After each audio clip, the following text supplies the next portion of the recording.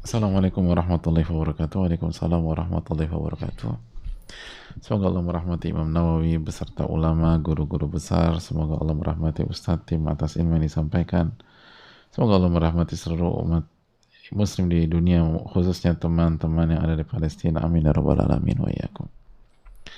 Izin bertanya Ustadz, saya pernah mengenal dekat dengan laki-laki sampai akhirnya saya tahu bahwa dia hidupnya banyak melakukan yang dilarang oleh Allah.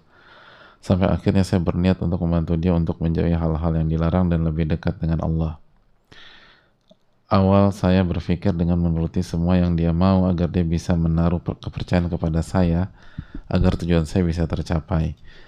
Akan tapi dia meminta sampai melakukan hal-hal di luar batas, Ustaz. Sampai akhirnya tidak ada apa-apa, dia yang mencari masalah sendiri dan menjauh dari saya. Bahkan saya terus berusaha untuk membuka jalan komunikasi demi tujuan saya, namun selalu ada saja halangan untuk memberikan gambaran bagaimana hidup yang baik dengan ajaran Allah. Pertanyaan saya, apakah saya salah untuk berniat membantu bahkan sampai melakukan hal di luar batas? Sampai sekarang saya masih terus terbayang itu sebagai dosa saya dan menjadi perusak jalan hijrah saya. Mohon nasihatnya Ustadz untuk saya. Semoga Allah memudahkan Ustadz menjawab pertanyaan saya. Jazakumullah khairan, barakallahu fikum. Assalamualaikum warahmatullahi wabarakatuh. Berarti udah kejadian ya melakukan hal yang melampaui batas. Saya pernah mengenal dekat dengan laki-laki sampai akhirnya saya tahu bahwa dia hidupnya melakukan. Oke. Gini loh hadirin. Yang pertama, jazakallah khair atas niat penanya. Semoga Allah memberikan pahala besar, punya niat untuk membantu seseorang. Namun membantu seseorang itu tidak bisa dilakukan hanya dengan perasaan. Ibnu Mas'ud mengatakan, kam min muridin lil khairin lan yusibah. Betapa banyak orang yang ingin kebaikan nggak dapat apa-apa. Betapa banyak orang yang ingin kebaikan nggak dapat apa yang dia inginkan, atau nggak mendapatkan kebaikan yang dia tuju. Yang kedua, yang kedua berarti niat kita untuk membantu orang itu harus disalurkan dengan cara yang benar. Dengan cara yang benar. Dengan sunnah Rasulullah SAW. Dengan cara yang Allah Subhanahu Wa Taala firmankan dalam Al-Quran dan hadis Nabi SAW. Dan di antara kaidah dan rambu-rambu yang harus diperhatikan apabila ingin menolong laki-laki seperti ini adalah firman Allah dalam surat Al-Isra 32, wala taqrabuz zina innahu kana fahisyatan wa sa'a sabila. Dan janganlah kalian mendekati zina, karena zina adalah perbuatan yang keji dan jalan yang buruk. Allah SWT mengatakan, Allah tidak mengatakan jangan berzina, tidak. Tapi Allah SWT mengatakan jangan dekati zina. Dan interaksi laki-laki wanita berdua-duaan seperti ini, dan ada isyarat sampai meminta melakukan hal yang melampaui batas, ini arahnya sudah ke dalam ayat tersebut. Arahnya sudah masuk ke ayat tersebut.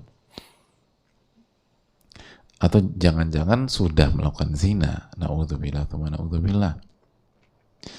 Nah, kalau caranya salah, ya nggak mungkin lah kita bisa mendapatkan apa yang kita inginkan. Itu poin. Jadi, kalau kita ingin membantu dan kita jujur ingin membantu, maka sekali lagi gini loh hadirin, apabila kita ingin bisnis ya, kita ingin berbisnis, ada beberapa opsi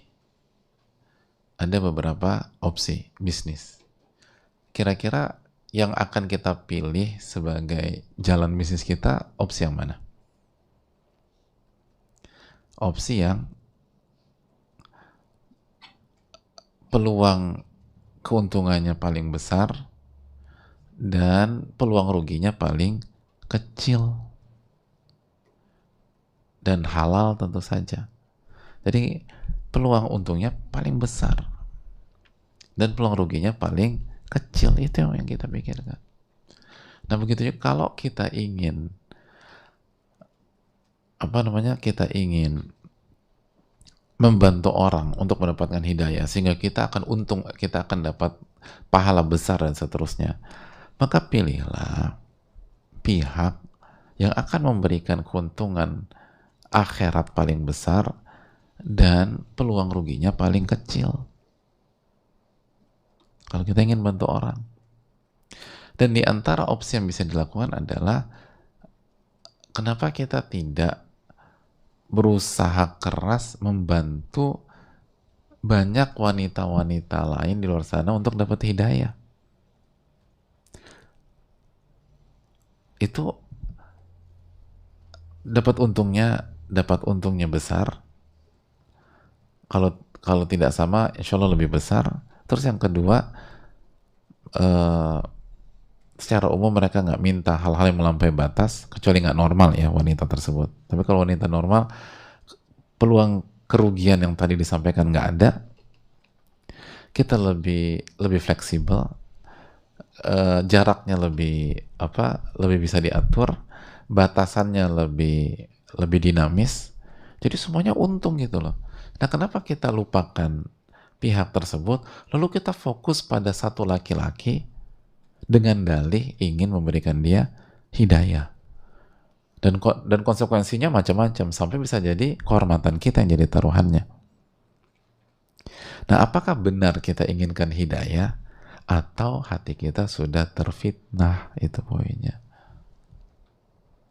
Jadi apakah benar kita tulus ingin membantu dia? Kalau tulus ingin membantu dia, kenapa nggak fokus ke yang lain aja? Yang lebih aman, lebih fleksibel, lebih menguntungkan dan seterusnya.